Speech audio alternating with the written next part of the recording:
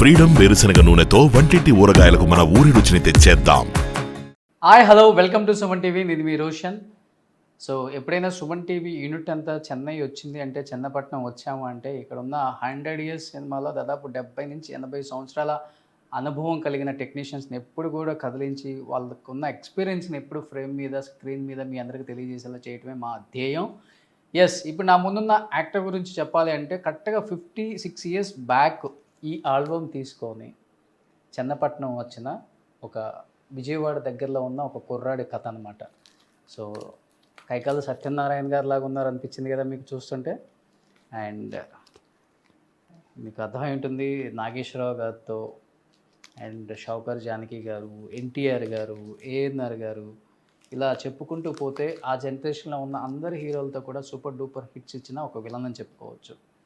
గురువును మంచిన శిష్యులు, బుద్ధిమంతుడు నాగేశ్వరరావు గారిది, ఇలా చెప్పుకుంటూ పోతే చాలా సినిమాలు చాలా సూపర్ హిట్స్ ఉన్నాయి ఆయనకి. బట్ అంత పెద్ద హిట్స్ ఇచ్చినా కానీ దాదాపు 6 అడుగుల 2 ఇంచెస్ ఎత్తున్న ఆజానుభావుడు సడన్గా ఇండస్ట్రీ వద్దని మానేసి ఎందుకు బయటికి రావాల్సి వచ్చింది? దానికి గల కారణాలు ఏంటి?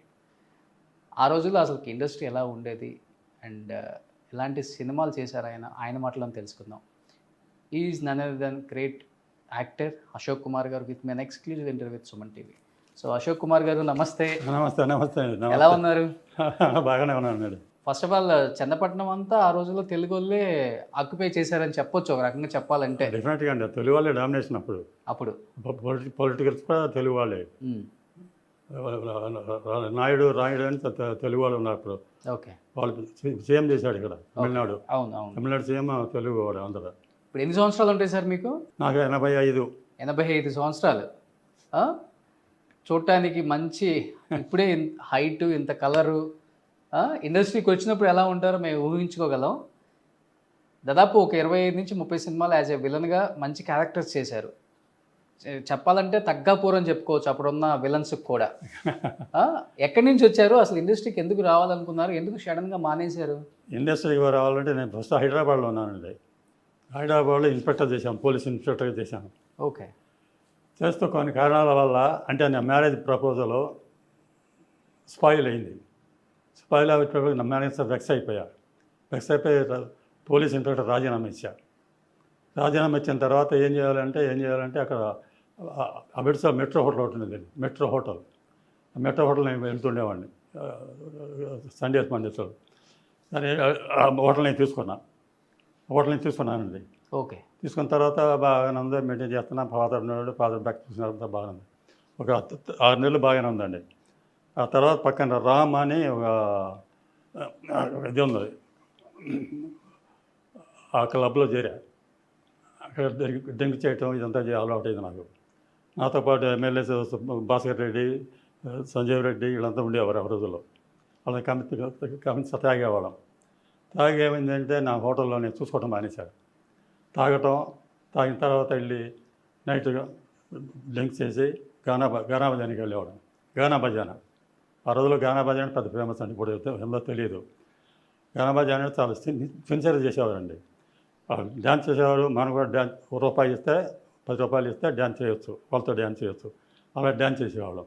అలా డ్యాన్స్ చేసి 3 అవర్స్ గడిపేవాళ్ళం. ఆ తర్వాత మనకి ఇష్టం అంటే ఎంగేజ్ చేసుకోవచ్చు. అది సపరేట్ ట్రాక్. ఓకే. అది సరే అలా చేసేవాళ్ళం, కొంత ఇలా చేసేవాళ్ళం. అయిపోయిన తర్వాత హోటల్లో బాగా లాస్ జరుగుతుంది. నేను అక్కడ ఉండలేదు. ఎవరైనా ఫ్రెండ్ని పెట్టాను. తర్వాత వచ్చేవాళ్ళందరూ నా పేరు చూసి నేను లేకపోతే మానేసి హోటల్ దివాళీ ఎత్తింది. దివాళీ ఎత్తే అప్పుడు మా బ్రదర్లో ఒక ఆయన ఉన్నాడు, మా బావగారు. ఆయన వచ్చి హోటల్ నేను చేస్తాను, నువ్వు మానేయి, నీ వల్ల కాలేదు, నేను చేస్తాను చూడు నా అన్నాడు. సరే ఆయన ఇచ్చాడు, హోటల్ మేనేజ్మెంట్ ఆయనకి ఇచ్చాను. ఇచ్చిన తర్వాత నేను ఏం చేయాలి తోచలా. సడన్గా మెడ్రాస్ వచ్చాను. వచ్చిన తర్వాత కొన్నాళ్ళు అక్కడ ప్యారిస్లో ఉన్నాను. ఆ తర్వాత ఇక్కడ టీ నగర్ షిఫ్ట్ అయ్యాను. అలా కొంచెం పాండ్య బజార్ రావటం, అక్కడ పరిచయం అవ్వటం అంతా ఏర్పడింది. అలా ఏర్పడుతుండగా సినిమాలో వేషాలు ఇస్తున్నారు. చిన్న చిన్న వేషాలు అండి, పెద్ద వేషాలు ఏం లేదు. బిట్టి వేషాలు ఇచ్చేవారు. ఫస్ట్లో ఫస్ట్లో అంటే క్యారెక్టర్ ఇచ్చేవాళ్ళండి. గురువు నుంచి శిష్యుడు మంచి క్యారెక్టర్. ఆ మకాంలో గురువు అండ్ శిష్యుడు, ప్రథమ శిష్యుడిని ఇంపార్టెంట్ వేషం ఉంది. వేషాలు ఇంపార్టెంట్ ఉన్నాయి. అందుకని నేను ఎక్కువ సినిమాలు చేయాల. లైఫ్లో నాకు 40 years సర్వీస్లో 25 సినిమాలు చేశాను. అంటే చూడండి ఎంత మ్యాజిక్. అలా చేస్తూ ఉండేవాడిని. విలన్ వేషాలు వేసాను, బుద్ధిమంతుడు వేసాను, తర్వాత మహాబలిలో విలన్ వేసాను, ఇంటి గౌరలో విలన్ వేసాను, పాండురాజులో విలన్ వేసాను, తర్వాత సపోర్టింగ్ క్యారెక్టర్స్ వేసాను. అంతా అలా జరుగుతుందండి. అలా జరుగుతుండగా 1975లో అండి రామానాయుడు యూరోప్కి వచ్చేసాడు. యూరోప్కి వచ్చి అనౌన్స్ చేశాడు. ఆ టైంలో రామానాయుడు గారు మళ్ళీ తమిళ పిక్చర్ చేస్తున్నాడు శివాజీ గణేష్తో. అది అయిన తర్వాత తెద్దామని అనుకున్నాడు. అట్లా నన్ను పెండింగ్లో పెట్టాడు. చిన్న వేషాలు లేదు అని పెండింగ్లో పెట్టాడు. అలా పెండింగ్లో వచ్చాడు. అదే టైంలో నేను అంతమంది నాగేశ్వరరావుతో 2 పిక్చర్లు చేస్తున్నాను. బుద్ధిమంతుడు, అందాల రాముడు. అయిన తర్వాత ఆ రోజుల్లో నాగేశ్వర హైదరాబాద్ ఉండేవాడు. వస్తే సవేరా హోటల్ దిగేవాడు, సవేరా హోటల్లో. సరే ఏం చేయాలి, ఆ రోజుల్లో జమినీ వాళ్ళు సినిమా తీస్తున్నారండి, ఇద్దరు అమ్మాయిలు సినిమాని రీమేక్ చూశాను. Hindi picture remake. దానిలో 2 అమ్మాయిలు, 2 హీరోస్ ఉంటారు. ఒక hero main hero, second hero కొంచెం 4 సీన్లు ఉంటాయి, సాంగ్ ఉంటుంది. అలా ఉంటుంది అన్నమాట. అందుకని సరే ఆ వేషం అడుగుదామని నేను ఆయన కలుసుకోవాలనుకున్నాను.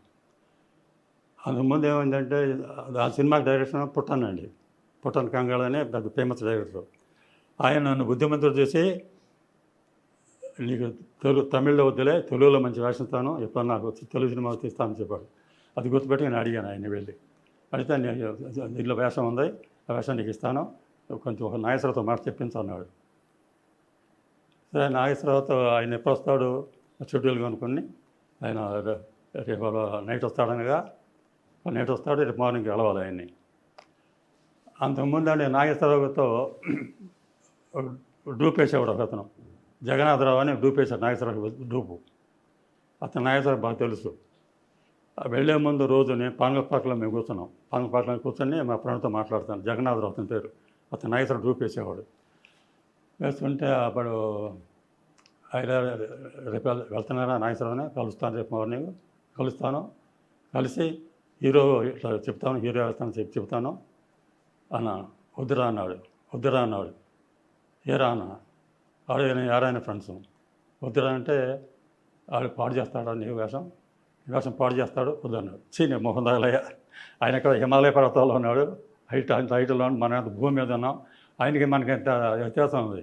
ఆయన ఎందుకు మన అసూయపడతాడు, ఆయన లెవెల్కి మనం ఉంటే అసూయపడతాడు అని వాడిని తిట్టాను. మొహం తగలి ఎలాగ ఉంటాయి నీ ఆలోచనలు ఎలాగ ఉంటాయి ఇలా అని బూతులు తిట్టే మర్నాడు వెళ్ళానండి.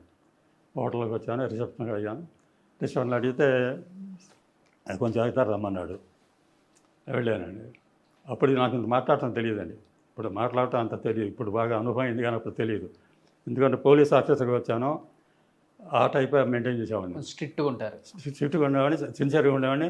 వాటికి ఓవర్ యాక్షన్, ఇంకా పొగట్టం, సైడ్లో పొగట్టం, బ్యాక్ తిట్టుకోవడం నాకు అలవాట్లేదు.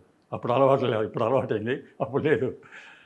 అయితే అది అప్పుడు కూర్చున్నా. ఆయన పేపర్ చదువుతున్నాడు. పేపర్ చదివితే ఇట్లా కాలు మీద కాలు కూర్చున్నమాట.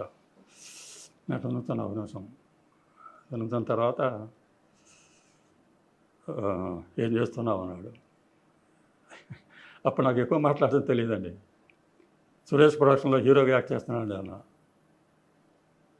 వాట్? సురేష్ ప్రొడక్షన్లో హీరోగా యాక్ట్ చేస్తున్నాను అన్న. Your acting is hero. అవునండి, హీరో. అండ్ హీరో అంటే అది రొమాంటిక్ హీరో కాదండి. ఒక అనుకోకుండా మర్డర్ చేసిన తర్వాత ఫారెస్ట్కి వెళ్తాడు, ఫారెస్ట్ డిపార్ట్మెంట్లో ఫారెస్ట్లో తిరుగుతాడు, ఫారెస్ట్లో రాబరీ చేస్తాడు, ఫైట్ చేస్తాడు, ట్రైన్స్ అని ఫైట్ చెప్తాడు. సో రామానాయుడు చెప్పలేదా అన్నాడు. రామానాయుడు గారు మలయాళం పిక్చర్ చేస్తున్నారండి, మలయాళం సినిమా తీస్తున్నారు, అందుకని ఇప్పుడు టైం ఉంది ఇప్పుడు, అందుకని చెప్పలేదన్న. ఓహో, so your acting is hero అని మళ్ళీ అడిగాడు. అప్పుడు నేను కొంచెం ఫంక్ అయ్యా. ఫంక్ అయ్యి, హీరో అంటే అది రొమాంటిక్ హీరో కదండి, అదొక డెకాయిట్, అనుకోకుండా మర్డర్ చేస్తాడు, మర్డర్ చేసి పారిపోతాడు, పారిపోయి అడవులు ఎదురుతాడు, అడవులు తిరుగుతూ అక్కడ జంతువులను ఆటాడుతూ ఫుల్తో ఫైట్ చేస్తూ ట్రైన్ రాబరీ చేస్తూ ఇలా తిరుగుతుంటాడు, తిరుగుతూ వాడు జైల్లో పెడతారు అని చెప్పాను అట్లా. ఓహో ఐసి అన్నాడు. నేను వచ్చిన పని ఏంటి అలా చెప్పడానికి వచ్చుడని, జమినీలో ఇద్దరు అమ్మాయిల సినిమాలో వేషం ఆడటానికి అది వచ్చాను కదా. సరే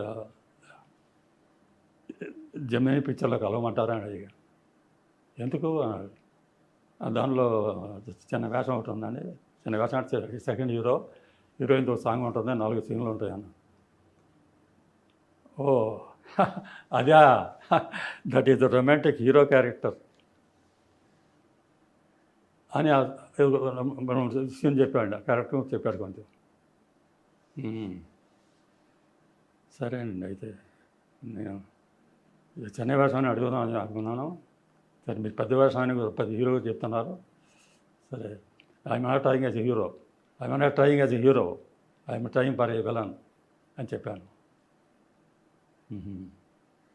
అన్నాడు, కొంచెం అట్లా ఉన్నాడు.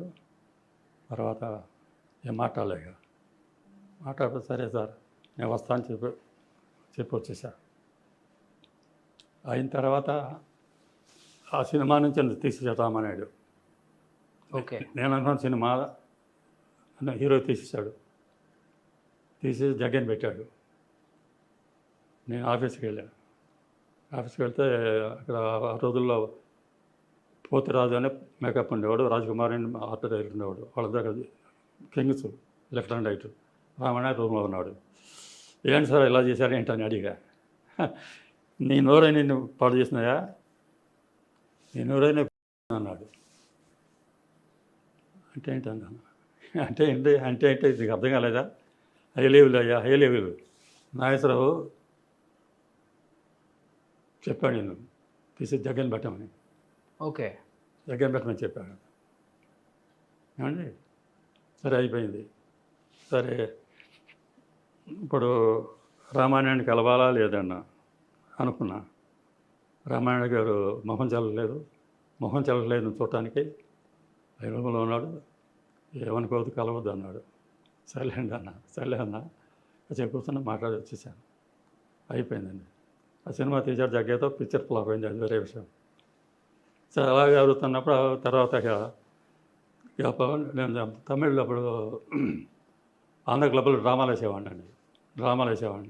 ఆ డ్రామాలో డూడి గారిని ప్రొడ్యూసర్ అవును, విజయవాడ డ్రామా చూశాడు.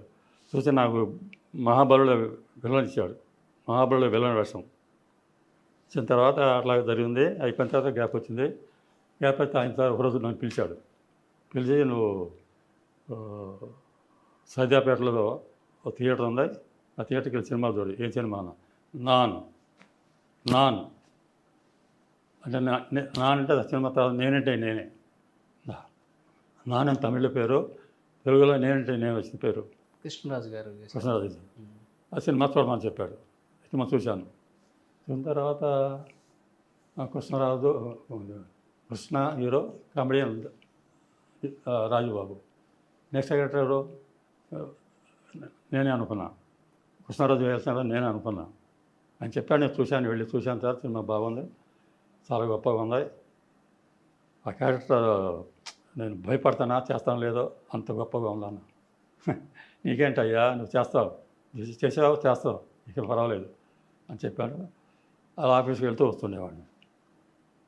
వస్తుండగా ఒకరోజు మార్నింగ్ కృష్ణరాజు, ఆ రోజుల్లో ఎంపీ ఆయన ఉండేవాడు, ఎంపీ అని సత్యనారాయణ రాజు అని ఎంపీ ఉండేవాడు, పెద్ద మీసాలు వేసుకుని, సూర్యనారాయణరాజు మీసాలు వేసుకుని. ఆయన పాలకారులు వచ్చారు. ఎవరో కృష్ణరాజును సత్యనారాయణరాజు. తర్వాత వచ్చిన తర్వాత డౌట్ వచ్చింది. సరే కూర్చున్నా, లోనికి వెళ్ళారు, మాట్లాడుతున్నారు. ఏంది ఆ సినిమాకి డైరెక్టర్ రామచంద్రరావు. అశోక్ నువ్వు ఇంటికి వెళ్ళు, మేము కవర్ చేస్తాం కదా, ఇంటికి వెళ్ళు అన్నాడు. సగం బాంబు పడింది. ఆ తర్వాత అవకాశం నాకు లేదు, పోయింది.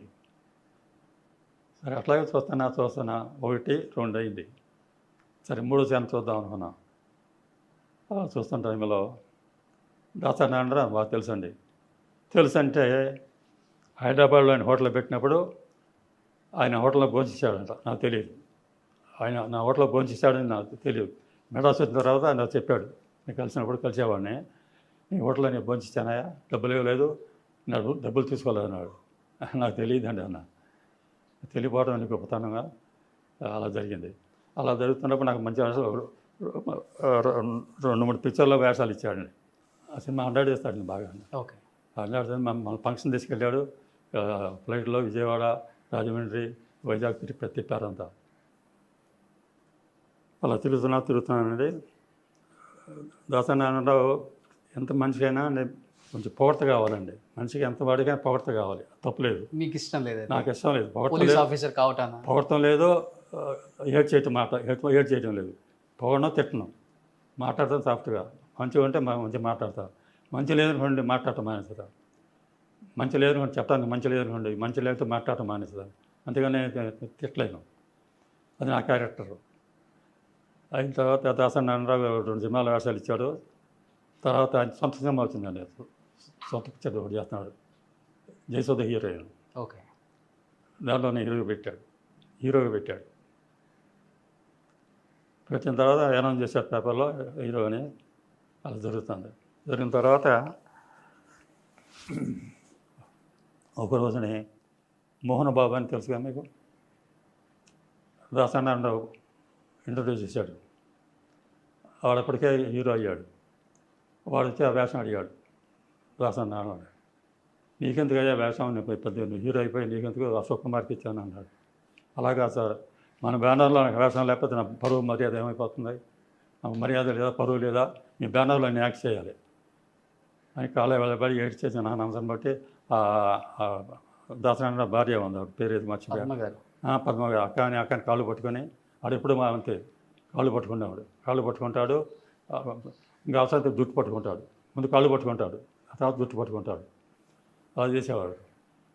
చేస్తే నేను యాక్ట్ చేయాలండి, మీ బ్యానర్లో, నీ సొంత బ్యానర్లో నేను లేకపోతే ఎట్లా, నా పరువేం కావాలి అని చెప్పారు. నాన్న బతిమాలుకొని కాళ్ళు పట్టుకొని వేషం దెబ్బేశాడు. ఆ వేషం దెబ్బాడు. నాకు ఎలా తెలిసింది, మేము బయట మామూలుగా తిరుగుతున్నప్పుడు ఆయన దగ్గర ఒక కో డైరెక్టర్ ఉండేవాడు. కో డైరెక్టర్ దుర్గా నాగేశ్వరరావు అని బాగా సీనియర్ హ్యాండ్లు. అది మంచివాడు, జెన్యూన్. ఏమయ్యా నీ ఫ్రెండే అన్నావు, నీ ఫ్రెండే భూతం మాట్లాడు. ఏంటన్నా, ఏంటంటయ్యా నీ వేషం కొట్టేశాడు వాడు, నీ వేషం కొట్టేశాడు అన్న. నేను వెళ్ళి కూడా అడగలేదండి, ఎందుకు తీసేసారని అడగల. అంటే అంత నాకు నాలెడ్జ్ లేదు, సపోర్ట్ లేదండి, అడగలేదు. సరే అయిపోయింది. అయిపోయిన తర్వాత వేషం మానేసి వద్దు అనుకున్నాను. అంటే యాజ్ మంచి పోలీస్ ఆఫీసర్, పెద్ద పొజిషన్లో ఉండేవాళ్ళు ఒకవేళ కంటిన్యూ చేస్తుంటే, కమిషనర్ అది కాదని ఇండస్ట్రీ మీద ప్రేమతో వచ్చిన తర్వాత మంచి మంచి క్యారెక్టర్లు చేస్తూ, ఇంకా మంచి క్యారెక్టర్లు హీరోగా అవకాశం వచ్చిన తర్వాత కొన్ని కారణాల వల్ల, కొంతమంది తొక్కేయటం వల్ల ఇన్ని క్యారెక్టర్స్ పోగొట్టుకొని ఏమనిపించింది సార్ లైఫ్? అదే ఎందుకు వచ్చాము అనవసరంగా మంచి లైఫ్ అనిపించిందండి. ఎందుకు వచ్చానా అనిపించింది. ఇలాంటి ఇండస్ట్రీకి నేను రాకూడదు, నేను పనికిరాని ఇండస్ట్రీలో తప్పు చేశాను. ఆ ఉద్యోగం మానేసి రావడం తప్పు. ఆ ఉద్యోగం మానేయటానికంటే ఎప్పుడు ఆ ఉద్యోగం సర్వీస్ 11 months సర్వీస్ చేస్తూ ఉండేది. సర్వీస్లో పెన్షన్ చేస్తారు, డబ్బులు ఇస్తారు 500, మంత్లీ 500. ఇచ్చిన తర్వాత కండిషన్ పెడతాడు, మినిమం 5 years సర్వీస్ చేయాలి, నువ్వు మినిమం 5 years సర్వీస్ చేయాలి, అప్పుడు దాకా నీకు వెళ్ళడానికి వీల్లేదు అని కమిట్ చేసామని రాసాం. అప్పుడు 1 year అయిందండి, సర్వీస్ అయ్యి 1 year అయింది మానేయటానికి. సరే ఏం చేయాలి, అప్పుడు commissioner find out Sunderlal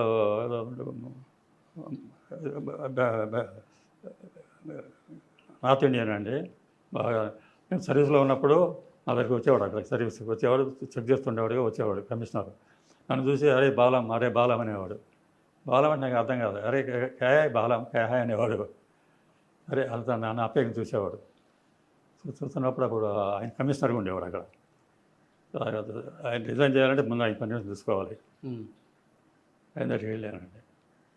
sir ఎలా సార్ నాకు ఒంట్లో బాగలేదు సార్, రిజైన్ చేస్తాను. ఎందుకని రిజైన్ చేయటం? You want to leave, you take leave. 1 year, 2 years, 1 year you take leave, don't put leave, resign అన్నాడు. కాదండి నో యు గో అన్నాడు. వెళ్ళిపోయానండి. మర్నాడు ఒక 5 days మళ్ళీ వచ్చాను. మళ్ళీ సార్ నేను చేయలేనండి, నాకు హెల్త్ బాగాలేదు అని డాక్టర్ సర్టిఫికేట్ పుట్టించారు. డాక్టర్ సర్టిఫికేట్ మెడికల్ ఆఫీసర్ ఉంటాడు. ఇండస్ట్రీ మీద ఉన్న ప్రేమతోనే ఇండస్ట్రీ మెడికల్ ఆఫీసర్ ఉండేవాడిని. సర్టిఫికేట్ తీసుకున్నాను. డబ్బులు ఇచ్చి 500 ఇచ్చి డబ్బు తీసుకున్నా. తీసుకొని లేదు సార్ నేను బాగాలేదండి చెప్తే ఆయన ఒప్పుకోవాలి. నీకు కావాలంటే లీవ్ ఇస్తానయ్యా, leave take leave 1 year 2 years అంటే నాకు ఉండి ఒకళ్ళు చెప్తే నచ్చదు, నాకు తోచదు. నాకున్న 2 గుణాలు ఏంటంటే మైనస్లో నాకు తోచదో మీరు చెప్తే నేను విన్నాం. That's my character. అది సరే ఆయన లీవ్ తీసుకున్నానండి. ఆ డబ్బు కట్టేశాను వాళ్ళకి. 11 months లీవ్ ఇస్తారు, సాలరీ ఇస్తారుగా, అది కూడా కట్టేశారు.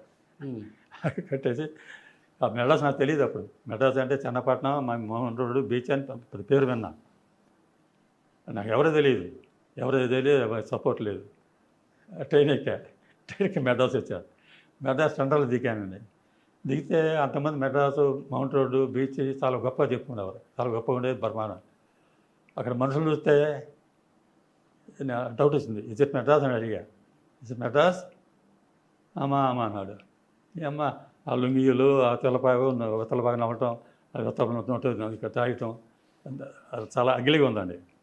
నేను నమ్మలేకపోయా. చెన్నై అంటే జనా అని, మెడ్రాస్ అంటే ఏదో ఇమాజిన్ చేసుకొని వచ్చేసారు. శృంగారం చెన్నై, చన్నపట్నం బర్మానం అనుకొని వచ్చాను. ఇంత అసహ్యంగా ఉంది అక్కడ మనుషులు చూస్తే. సరే అక్కడ సిటీలో ఏదో పక్కన ఏదో వాటెక్స్ రోడ్లో హోటల్ అంటే తీసుకొని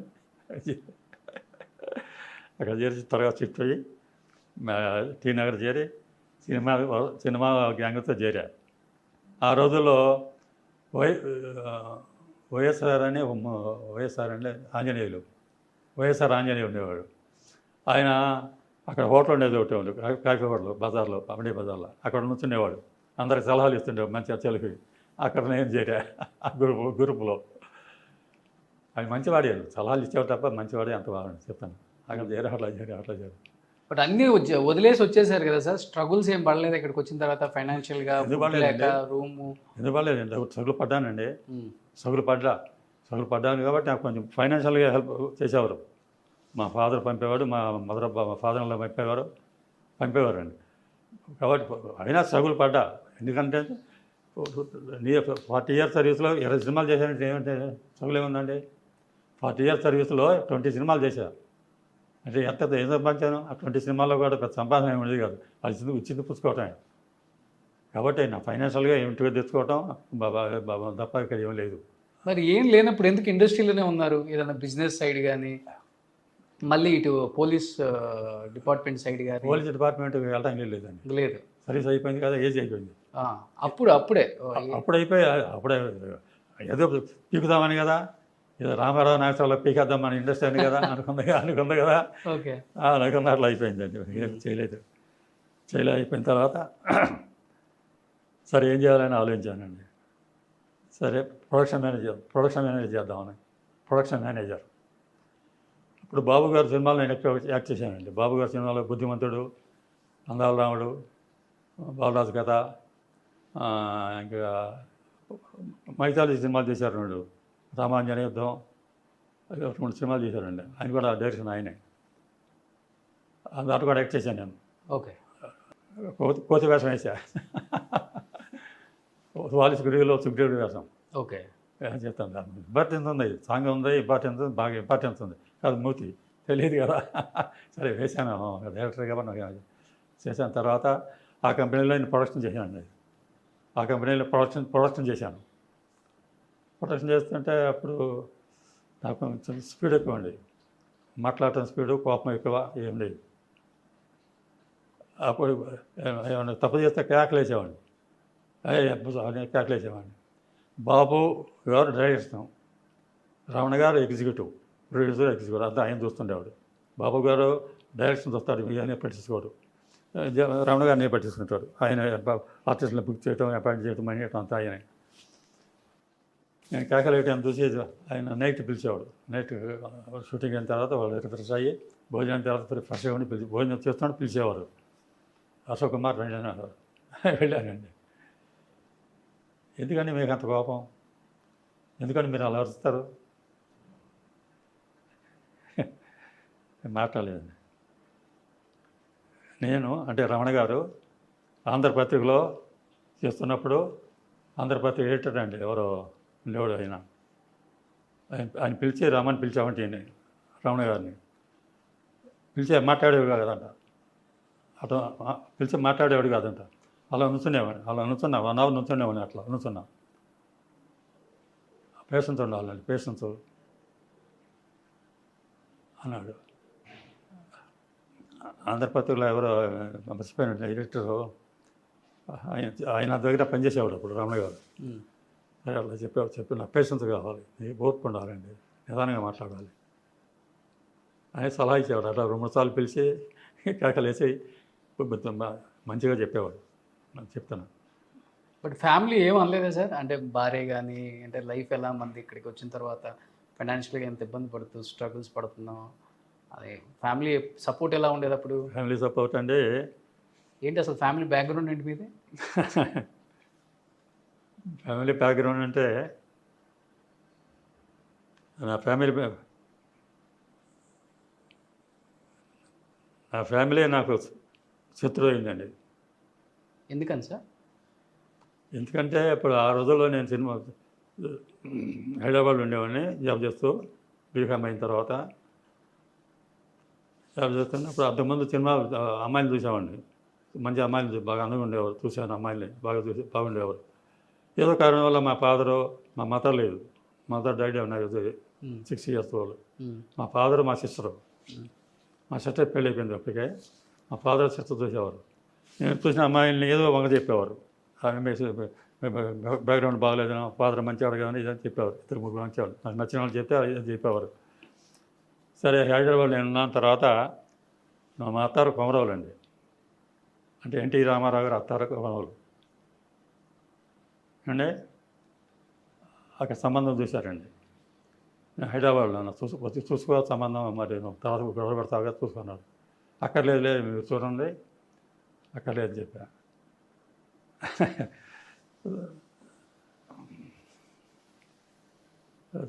సరే మ్యారేజ్ వెళ్ళానండి. ఆ కట్టెని తీస్తారు కదా, కట్టెని తీస్తే నాకు నచ్చల అమ్మాయి. అంటే పెళ్ళికి ముందు కూడా చూడలేదు మీరు? పెళ్ళికి ముందు చూడాల, ఏముంది కదా, అంటే వాళ్ళు మీరు చూశారు కదా, మీకు ఓకే అంటే నాకు ఓకే అన్నా, మీరు చూశారు కదా ఓకే అంటే నాకు ఓకే, బ్రహ్మాండంగా ఉంది అమ్మాయి అన్నారు. అయితే ఓకే అని చెప్పి నేను చూడాల.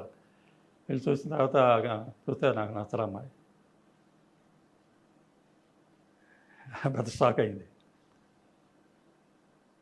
షాక్ అయ్యి ఏం చేస్తానో తెలియలా. పెళ్ళి అయింది, మా ఇంటికి తీసుకొచ్చారు, 1 or 2 days ఉన్నారు. మళ్ళీ అతన్ని వెళ్ళారు, 1 or 2 days ఉన్నాను. ఈ మెడ్రాస్ వచ్చారు. మెడ్రాస్ వచ్చిన తర్వాత కాపురం పెట్టలేదండి, కాపురం పెట్టలే, నాకు ఇష్టం లేదు అమ్మాయి.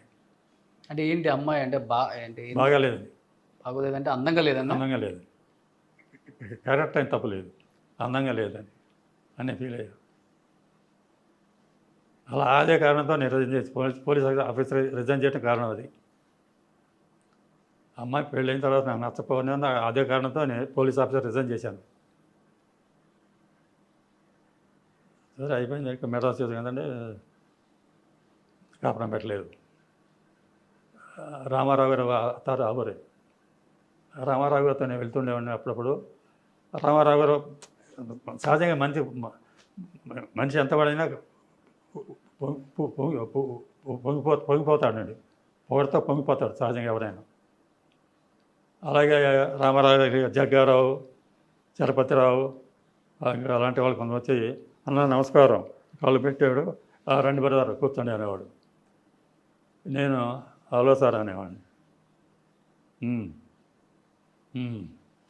నాకు కూర్చొనేవాడు అనేవాడు కాదు, కూర్చొనేవాడు కాదు, నేను మాట్లాడేవాడు కాదు. వాళ్ళు మాత్రం నాలుగు అండిస్తే కూర్చొని బ్రదర్ కూర్చోండి అనేవాడు. ఆనెస్టీగా నాకు విలువ లేదు. నేను అట్లా నుంచునేవాడిని. సరే కొంచెం సేపు వెళ్ళిపోయేవాడిని, అలా వస్తూ వెళ్ళిపోతుండేవాడిని. అలా వస్తున్నప్పుడు బాగా కాంటాక్ట్స్ ఉన్నాయి. నేను ఎవరో తెలియదు, పలానా ఊరని నాకు తెలియదు. ఇలా ఉండగా నేను కాపురం పెట్టలేదని మా మామగారు వచ్చాడండి. రామారావు గారి ఇంటికి వచ్చారు.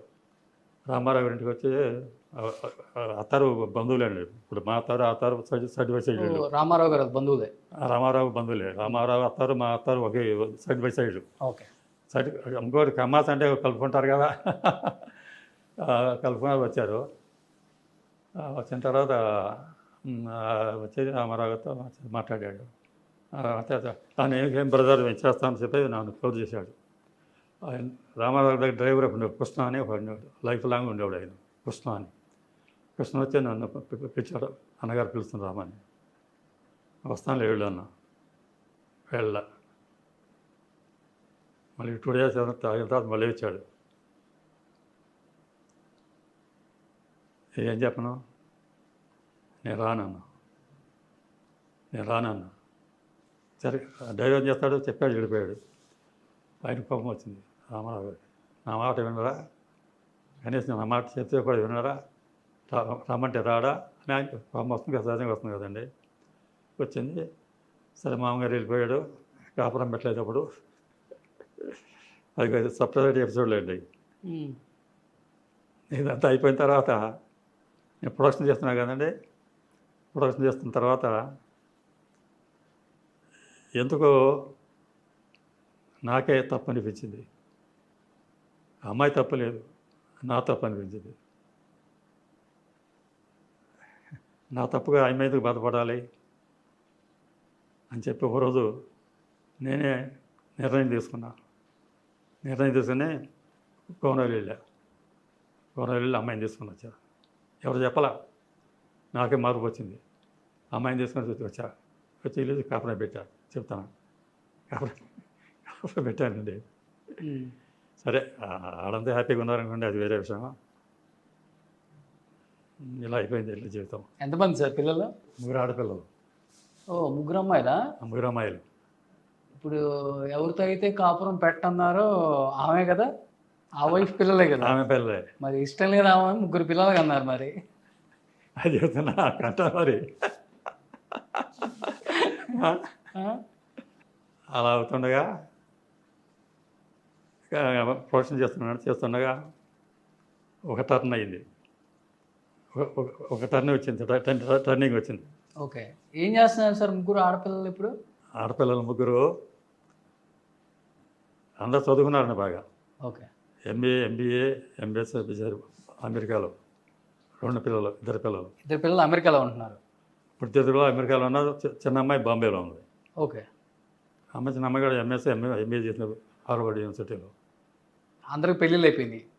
పెళ్ళిళ్ళు అయిపోయింది. ఇద్దరు డైవర్స్ అయింది. ఓకే. పెద్ద అమ్మాయికేమో మేనల్కి ఇచ్చి పెళ్లి చేశాను. విజయవాడ దగ్గర గుణవరం ఏదో ఉంది, విజయవాడ దగ్గర. మేనల్కి ఇచ్చి పెళ్లి చేశారు. పెద్ద అమ్మాయి అమెరికాలో వెళ్ళిపోయింది. 2వ అమ్మాయికి ఆర్మీలో మేజర్ జనరల్, లవ్ మ్యారేజ్ చేశారు. 3వ అమ్మాయి బొంబాయిలో ఉంది, ఇది మ్యారేజ్. ఏం చెప్పమంటారు ఇది? 2వ అమ్మాయి ఆర్టిస్ట్ అండి. ఏం పేరు సార్? తెలుగు, తమిళ్లో, మలయాళం ఎక్కువ సినిమాలు చేసింది. రంజిత. ఓకే. తెలుగులో చేయలేదండి, 2 సినిమాలు చేసింది. నిత్యానంద గారి. నిత్యానంద పాయింట్, అదే పాయింట్. రంజిత గారు మీ పాప? నాకు తెలియలేదు ఈ న్యూస్, నిజంగా చెప్తున్నాను. ఇప్పుడు ఇంటర్వ్యూలో భాగంగా వచ్చిన టాపిక్ ఇది. అది ఎట్లా అంటే నిత్యానందతో నిజంగా లవ్ ఉందా సార్ ఆమెకి? పెళ్ళి అయిందా లేకపోతే? నిత్యానంద పెళ్లి కాలేదు, ఏం కాలేదండి. ఉమ్. బట్ ఏం జరిగింది నాకు తెలియదు. నేను అవునని చెప్పినా కాదని చెప్పడం లేదు. అందుకే ఫోటోలు చూస్తే అలా ఉన్నాయి, ఫోటోలు చూస్తే అలా ఉన్నాయి. కాబట్టి అవునని చెప్పినా కాదని చెప్పలేను. ఆవిడ ఆవిడ లవ్ మ్యారేజ్ మా డాక్టర్. ఓకే, నిత్యానంద గారి కోసం డైవర్స్ తీసుకున్నారు. ఆమె ఆ సినిమాలో యాక్ట్ చేసిన తర్వాత వద్దన్నప్పుడు సినిమాలు ఇష్టం లేదండి, అమ్మాయికి ఇష్టం లేదు అలా. సరే చేసింది మాకు బలంతో మీద. తర్వాత పెళ్లి చేస్తున్నది. పెళ్లి చేస్తున్న లవ్ మ్యారేజ్, మంచి ఇష్టంగా ఉండేవాడు. కాపురం పెట్టాడు రాజస్థాన్లో, కాపురం పెట్టాడు. అప్పుడు ప్రెగ్నెంట్ వచ్చింది, ప్రెగ్నెంట్ అయింది.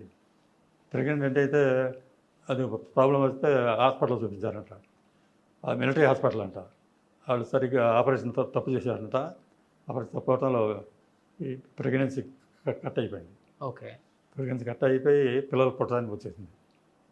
పిల్లలు పుట్టడానికి వచ్చేసింది. ఆ తప్పు జరిగింది అక్కడ. ఆ తప్పు జరిగిన తర్వాత కొన్నాళ్ళు అట్లా ఉన్నారు. ఆ తర్వాత అంతకుముందు వాళ్ళు గుడికి వెళ్ళేది కాదు మా అమ్మాయి. సినిమా పూజ కూడా వచ్చేది కాదు. నన్నేళ్ళం అనేది పక్కన ఉంచుండేది. అలా ఉండేది అమ్మాయి. ఆ తర్వాత గుడికి వెళ్ళటం దేవుని చూడటం అలా అలవాటై నిత్యానంద స్వామికి వెళ్ళి. అంటే అంతకుముందు మా అమ్మాయి అమెరికాలో, పెద్ద అమ్మాయి అమెరికాలో ఉందండి.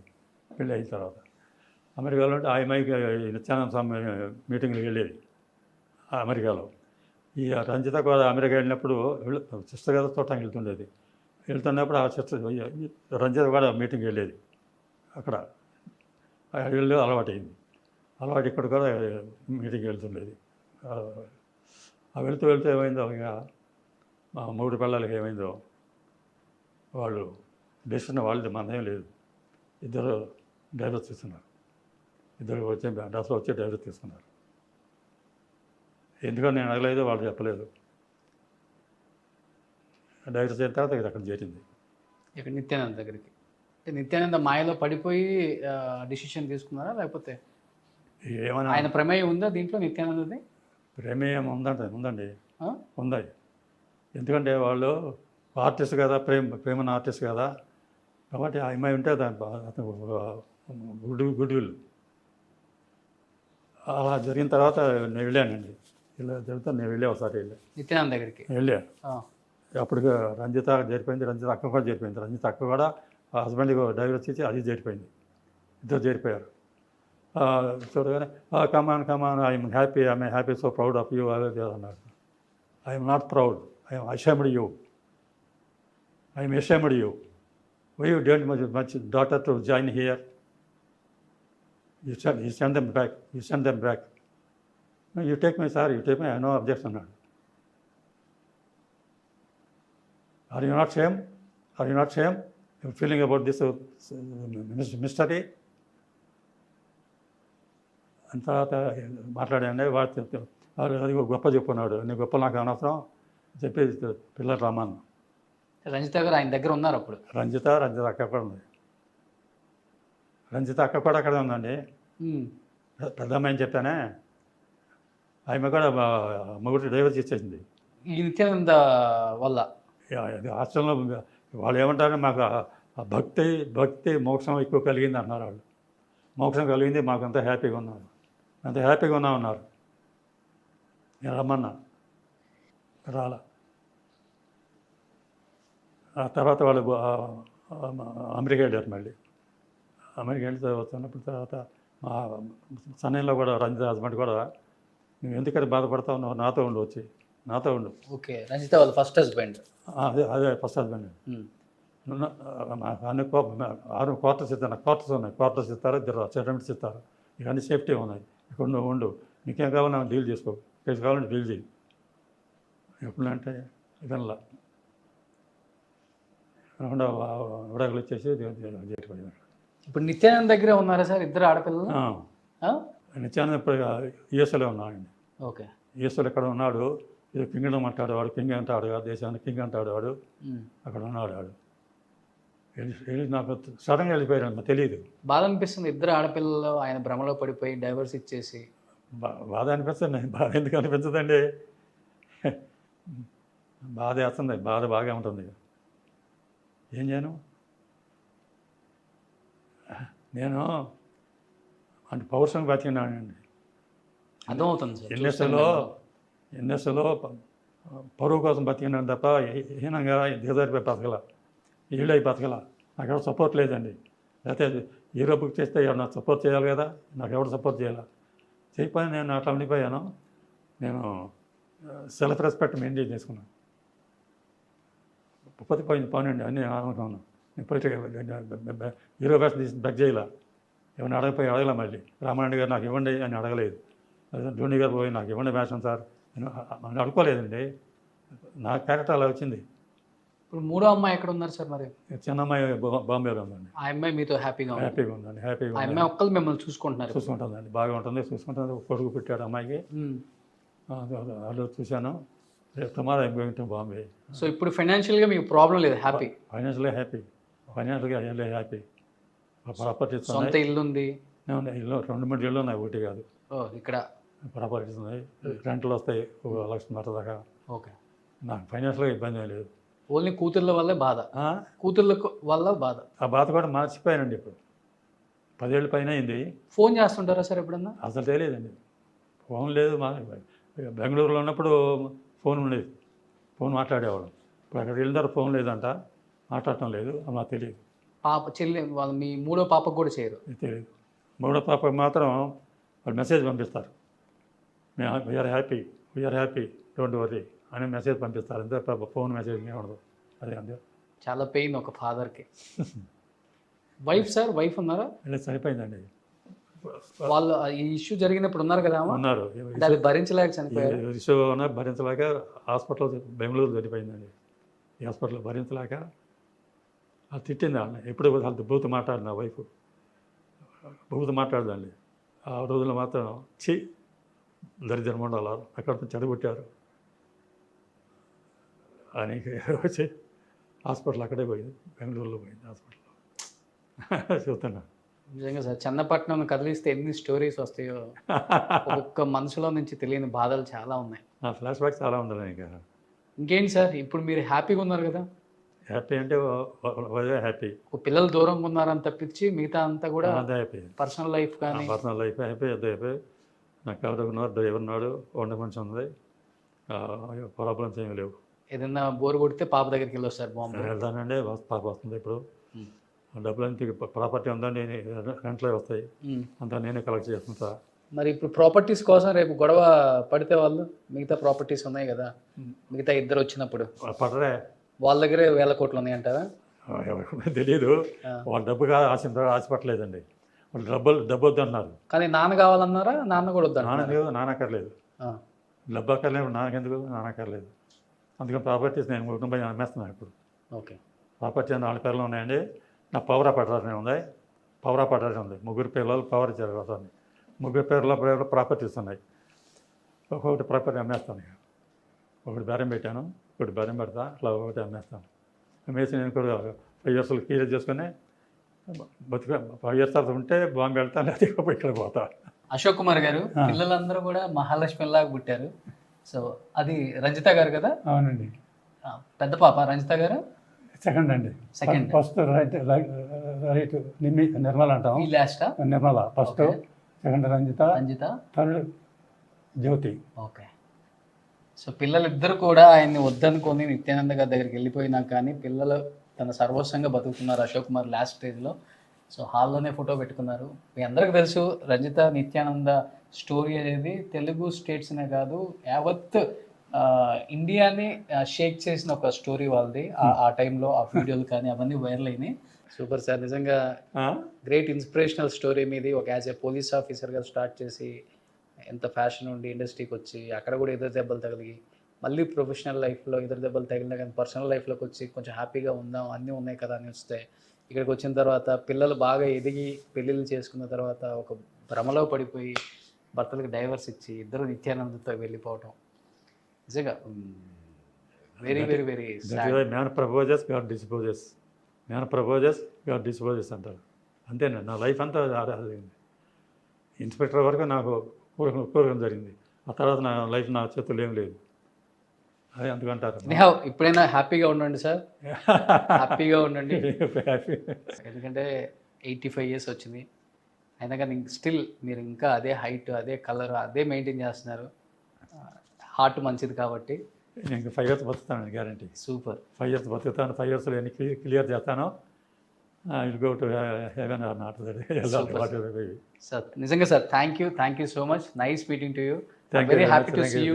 Thank you very much. సినిమాలలో చూడటమే మిమ్మల్ని ఆ అడుగుల ఆజానుభావుడు సత్యనారాయణ గారు లాగా ఉన్నారు అని అనుకునే వాళ్ళం. అలాంటిది మిమ్మల్ని ఈరోజు ఇలా డైరెక్ట్గా కలవటం వెరీ హ్యాపీ నిజంగా. I'm so happy for the meet you and meet you and everybody, your friend and everybody happy. Thank you sir. Happy.